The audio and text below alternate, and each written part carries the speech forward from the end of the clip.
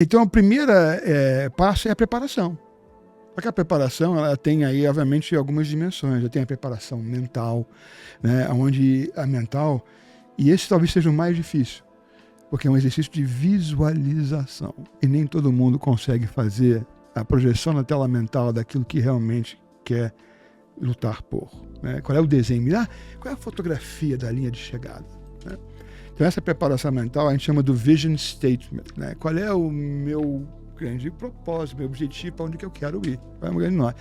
Essa é a preparação mental. Né? E aí você tem uma preparação física. Né? E a física não é só eu estar em forma. Física são todos os elementos imateriais que são tangíveis, né? Até o conhecimento, livro, literatura. O que eu preciso ter no meu torno, tá? Que faz parte dessa preparação. E aí depois você tem a preparação que é muito ligada ao você ter curiosidade, né? Fazer as perguntas certas, né? E você poder se auto-questionar aonde... E aí, acho que eu comentei sobre o meu filósofo favorito, né? O Tartano Tuku, que fala que o homem mais corajoso não é o cara que está lá na guerra, né? Salvando os compatriotas, mas sim o homem simples que consegue olhar no espelho todo dia de manhã e se ver, né? Então essa preparação, ela é fundamental. E eu trouxe até uma cola aqui para mim, né? E aí tem a preparação que é inevitável por causa do mundo digital que a gente vive hoje. Orientação a dados. Se você não se orientar pelos dados na tomada de decisão, certamente você vai estar dando tiro na água. E várias vezes. É inevitável. Hoje a gente tem que estar se orientando pelos dados. Até brinco, no inglês tem um acrônimo, o americano adora acrônimo, né? E eu não podia ser diferente. Mas tem um acrônimo que todo americano reconhece. DOD. Você fala DOD, Department of Defense. Todo mundo fala. E é o maior comprador americano, né? Na verdade, do planeta. Eu falei, não é mais não. DOD não é mais isso não. DOD é Digital or Die.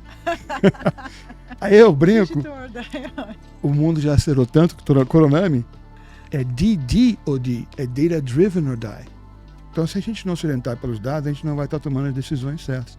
Então, essa preparação pelos dados também é fundamental, né? Sim, e sabe que esse comentário teu me faz lembrar que a gente deve aplicar essa filosofia de estar orientado para dados até nas situações corriqueiras do dia a dia. Por exemplo, um tema que eu trabalho muito com as mulheres nas corporações, eu chamo de o poder da intencionalidade, que é elas desenvolver a presença executiva para entrar numa reunião executiva sendo intencional, que é diferente do deixar a vida me levar. Não é para deixar o barco correr, não é para entrar na reunião para ver o que vai rolar.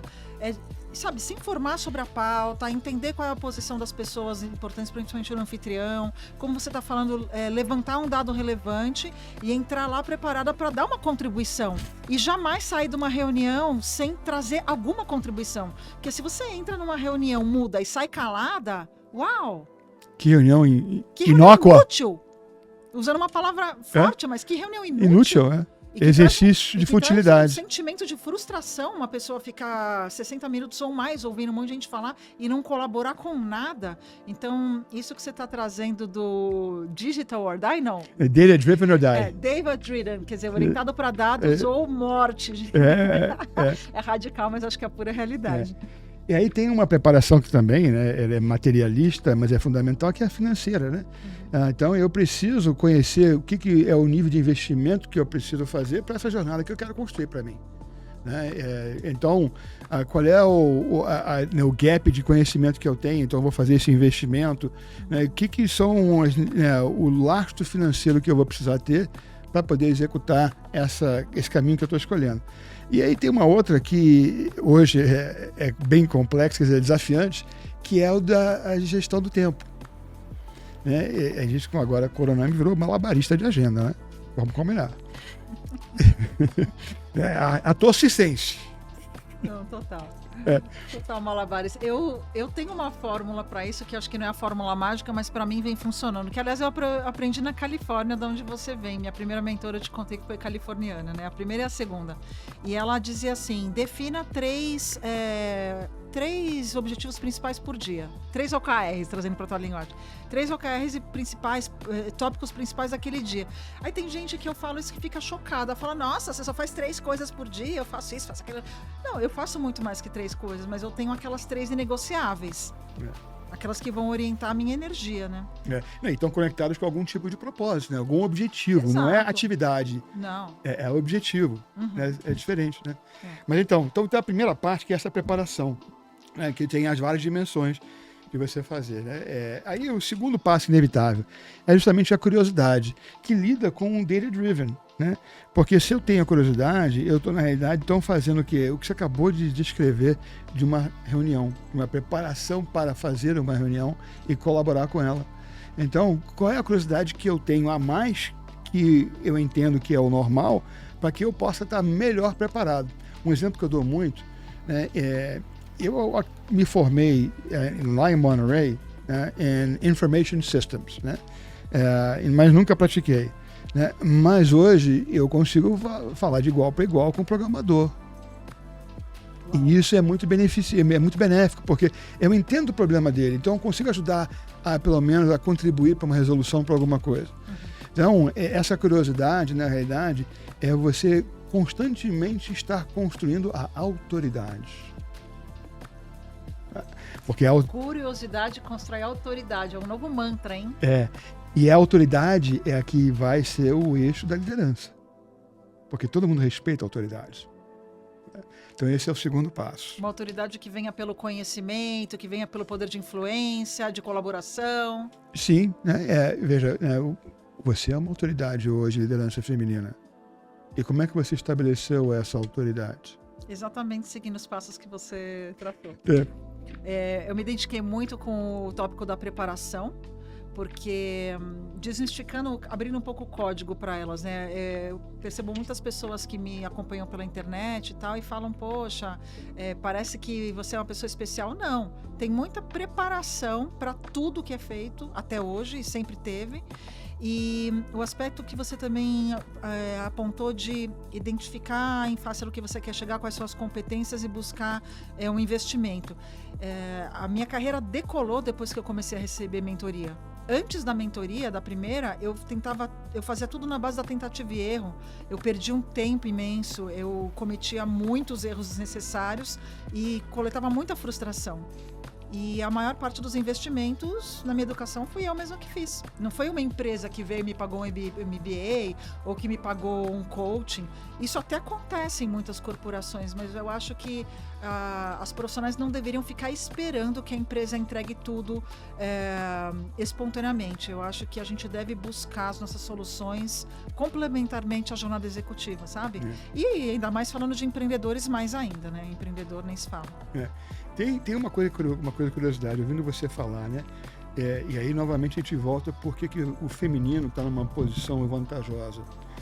Porque quando você tem já um ambiente favorável para você está relaxado, está descansado, já está ali para mim.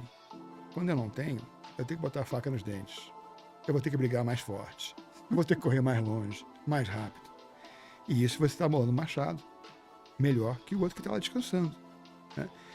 Então, isso, né, acaba que, por isso que eu vejo num futuro, eu não sei dizer, né, estatisticamente, né, em termos de numérico, mas nós vamos ter hoje a gente já tem uma presença feminina em várias áreas maior que a da masculina. Eu prevejo que em tempo nós vamos ter uma liderança mundial mais predominante feminina que masculina. Eu não sei dizer quando, mas é fundamental. E aí, continuando aqui, que você falou, que é interessante, que é uma falácia aqui de percepção. Quando eu falo treinamento de pitch para investidor, né? Você tem que treinar todos os dias esse pitch. Mas o Robert, assim vai ficar superficial, artificial, porque eu estou treinando, né? Não, ao contrário. Você vai dominar tanto que você vai parecer natural. É o contrário.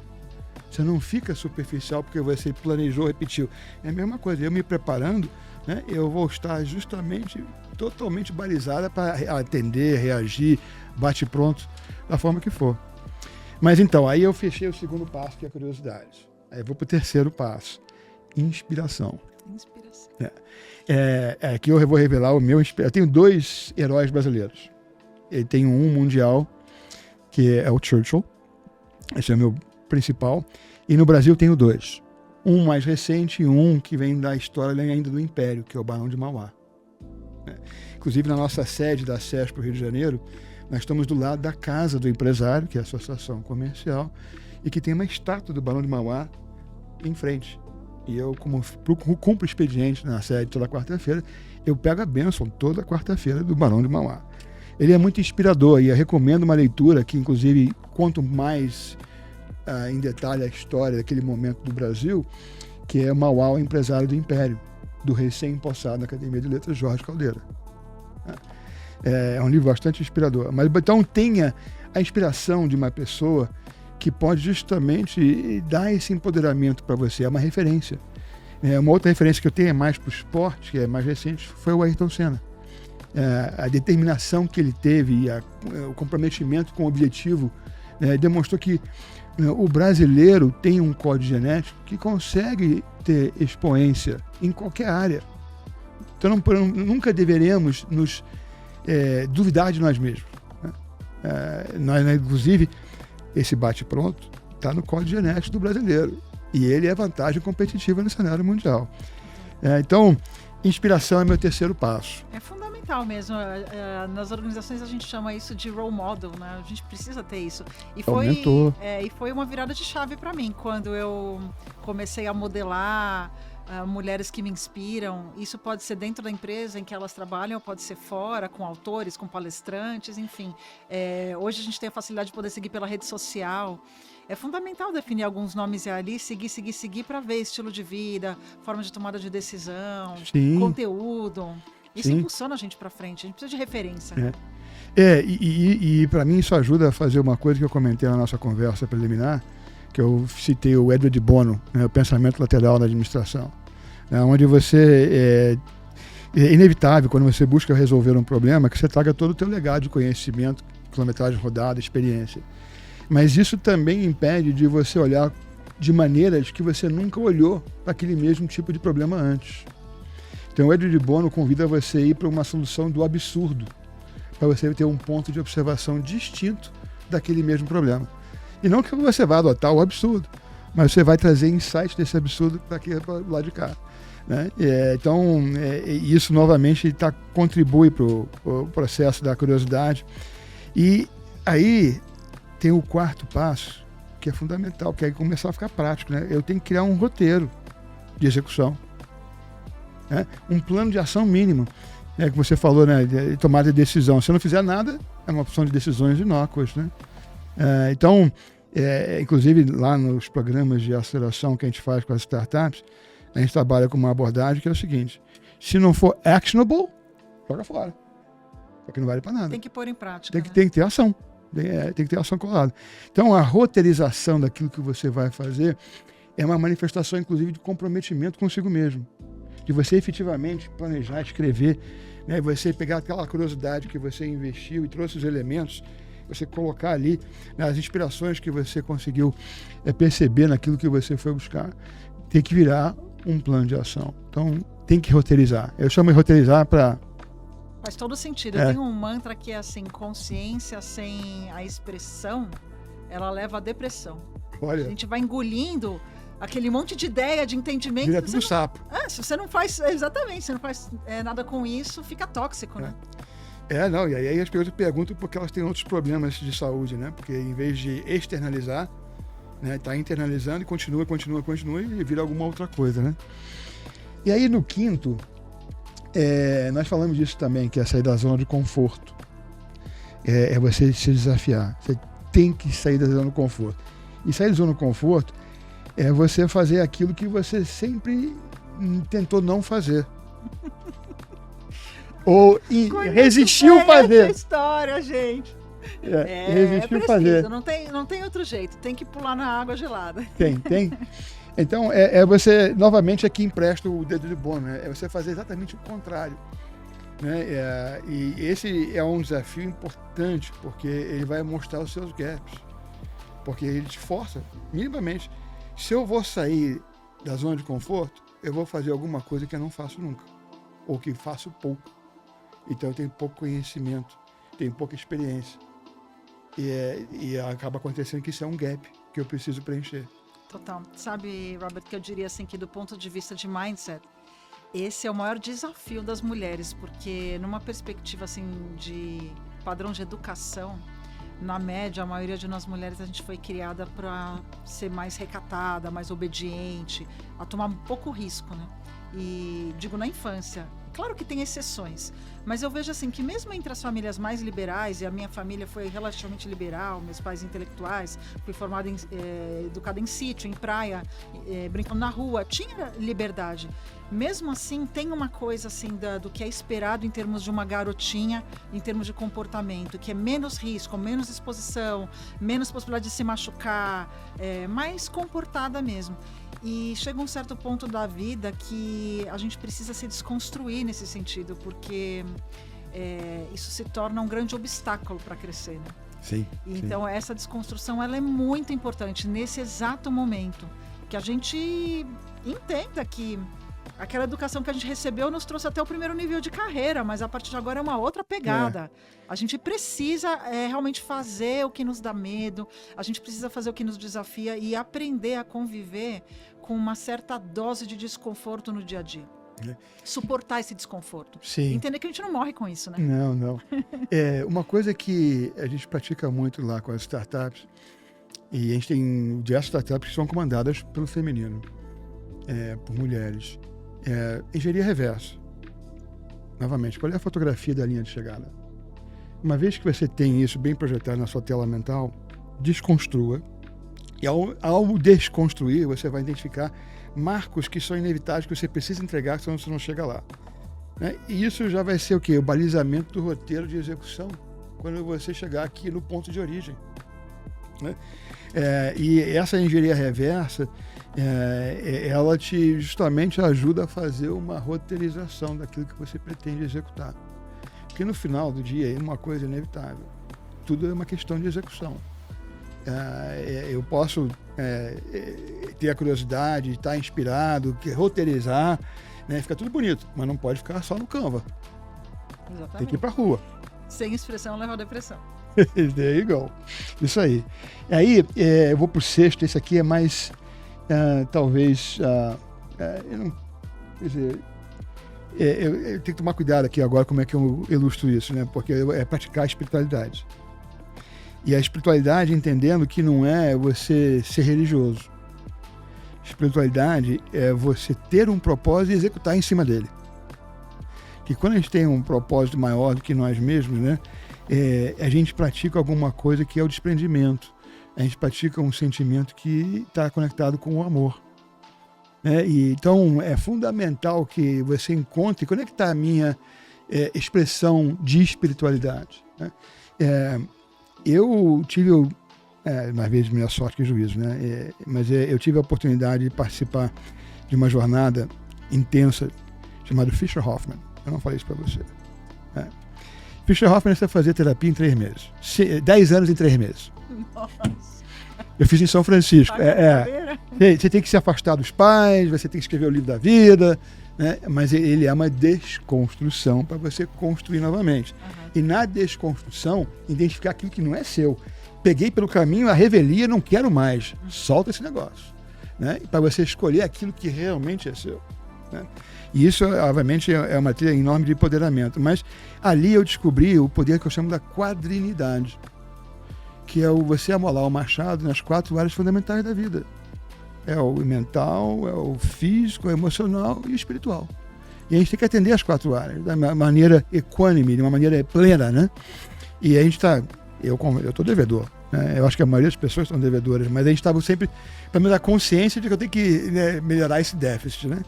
Então, essa praticar a espiritualidade é de você realmente se alinhar com o propósito e executar em cima dele. Tá? Então, esse é o meu 6º passo inevitável. E aí, por último, esse também não é que seja complexo, mas é difícil, que é desapegar.